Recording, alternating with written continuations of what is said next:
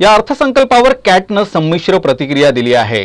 Corona काळाचा देश सामना करत आहे, त्यामुळे उत्पन्न करासह अनेक बाबतीत सूट दिली जाईल अशी आशा होती। मात्र कॅटच्या अनेक प्रतिनिधींनी हा अर्थसंकल्प देशाला विकासाच्या दिशेने नेणारा अर्थसंकल्प असल्याचं सांगितलं आहे। MSME यासह अनेक आरोग्य योजनांवर लक्ष केंद्रित करण्यात आल्यानं कॅटनं अर्थसंकल्पावर समाधान व्यक्त केलं आहे। तर जीएसटी बाबत कोणताही निर्णय घेण्यात न आल्यानं मध्यमवर्गीय व्यापाऱ्यांच्या पदरी निराशा पडली आहे।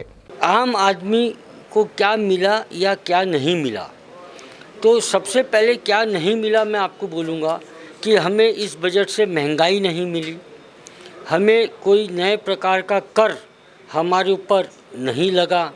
ये बातें बहुत अच्छी हुई है और हमारा जैसा जीवन चल रहा था ये वैसा ही चलेगा और जो विकास है उसके फल हमको मिलेंगे, इसके हमको लाभ होगा। मेट्रो का फेज़ 2 आएगा, शहर को गति मिलेगी, वो भी अच्छा है और पढ़ाई लिखाई की तरफ है। हाँ, हम ये ज़रूर सोच रहे थे कि व्यापारी दृष्टि से जो आयकर में हम छूट की अपेक्षाएं कर रहे थे, आज कॉरपोरेट को 25% टैक्स है और पार्टनरशिप को 30% टैक्स है।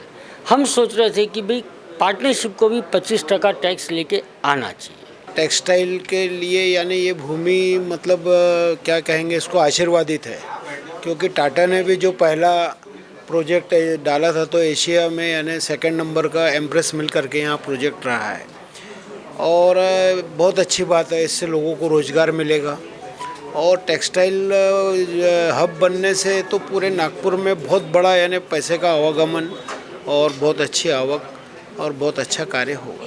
और आज का जो बजट अपने सीतारमन जी ने जो पेश किया है, ये पूरे देश को बढ़ाने वाला है। विश्व स्तर के इसमें अपनी सुविधाओं को मिलते हुए अपने देश को आगे बढ़ने में आर्थिक और सामाजिक और सभी दृष्टि से प्रगति देगा। साधारणतः इस बजट में नागरिकों पे कोई बोझ नहीं डाला गया है और इसमें सीनियर सिटीजन्स को काफ़ी छूट दी गई है। पेंशन पे भी कोई टैक्स नहीं है। 75 साल के बाद में ITR नहीं पेश करना है। किसानों की दृष्टिकोण से यह बजट एक उनको ये बताया जा रहा है कि हम देखिए आपके लिए कुछ कर रहे हैं, हमने कुछ किया है। पर जो वो अभी अस्तित्व में जो देख रहे हैं हम लोग, जो न्यूज़ चैनल के मार्फत और सबसे, कि वो लोगों ने अपने कुछ वो 3 जो कानून के हिसाब से बहुत परेशान है, बहुत नाराज़ है, उसको शांत कर दिखाने के लिए हमने ये लाया है, ये किया है, ये बताया जा रहा है। ये सही भी होगा और है भी, तो भी उनके लिए कोई ऐसा रिलैक्सेशन नहीं आया कि ये 3 जो कानून है इसको वापस ले रहे हैं या इससे उनको फ़ायदा होने वाला है, ऐसी कोई उन्होंने हाईलाइट नहीं दी। ऐसा अपन सबने देखा है। मैं जो देख रहा हूँ कि बजट में सीनियर सिटीजन और मिडिल क्लास पे कोई ज़्यादा ध्यान नहीं दिया गया। अगर जैसे देखा जाएगा दिल्ली से बॉम्बे जा रहे या दिल्ली से हैदराबाद जा रहे तो जो प्लेन का टिकट है उसे AC 2 टायर और AC 3 टायर का कहीं कहीं कम है। ये कहाँ के ऐसा मांगता है?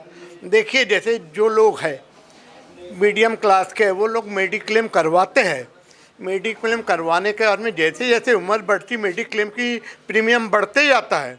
लेकिन देखिए, अगर जैसा 60 साल का हो गया तो उसका प्रीमियम 30,000, 40,000, 5 लाख का जाता है और उस पर 18% गवर्नमेंट सर्विस टैक्स लेती है। कहाँ का न्याय है? मैं ये वित्त मंत्री से अपेक्षा करती हूँ कि डीजल पेट्रोल के दाम, रसोई दाम इतने बढ़ चुके हैं, उसे कम किया जाए। कोरोना काल में वैसे भी 1 साल से कोई आमदनी नहीं हुई है और ज़्यादा मार हमके नौकरी पेशा और छोटे मीडियम क्लास के लोगों पे पड़ा हुआ है। तो मैं चाहती हूँ कि ये कोरोना ख़त्म होने के बाद भी बाज़ार खुला हुआ है, उसके बाद अनाज, दालें और सारी महंगाई इतनी बढ़ चुकी है कि हमारी महिलाओं को गृहस्थी चलाना बहुत मुश्किल हो गया है। स्टाफ की बात बराबर है कि भाई इतने नौकरी मिल जाएंगी कहाँ से, लेकिन नौकरी मिलने के लिए भी जितने जो पापड़ बेलना पड़ता है, आप जाइए तो कोई आपको लोन जो है झट से नहीं मिल जाता है। उसके लिए जो है सर हमको, और सबसे बड़ी बात क्या है कि मेन मकसद ये है कि अगरचे हम लोग हमारे छोटे व्यापारियों के लिए नहीं सोचेंगे तो ये आगे के लिए भी भविष्य में हुआ है। बजट को तो बहुत उत्सुकता के साथ देखना चाहते थे, क्योंकि कोरोना काल में जो आप बीती हुई है सभी किराना व्यापारियों पे, छोटे छोटे व्यापारी वर्ग टूट गए इसमें। लेकिन वो न देखते हुए अपन ने यही देखा है कि टेक्सटाइल पार्क, पानी पुरवठा, बिजली, यानी इसके ऊपर जो साधनों के ऊपर ही सारा बोला गया है। लेकिन इसमें कोई भी ऐसी उम्मीद लेके जो बैठे थे वो उम्मीद आज एक छोटे व्यापारियों की ख़त्म हुई, क्योंकि ये सुधारना बहुत ज़रूरी था। जब अपन नहीं होंगे तो टैक्सेशन भी बहुत फर्क पड़ सकता है। मूलभूत सुविधाओं पर बहुत ध्यान दिया गया है। शहरी अर्थव्यवस्था को आगे बढ़ाने पर अच्छा उन्होंने ध्यान दिया है। इसके अलावा कोविड के चलते जो सरकार पर दबाव बना रहा ये पूरा साल, उसके बावजूद भी सरकार ने आम जनता पर किसी भी तरह का कोई भी उन्होंने बोझ जनता पर नहीं डाला है। आज का ये बजट महिलाओं के हित में बहुत सारा था। महिलाओं के ऊपर कोई ज़्यादा लोड नहीं आया है। सारी चीज़ें सारी व्यवस्थाएं बहुत अच्छी थी।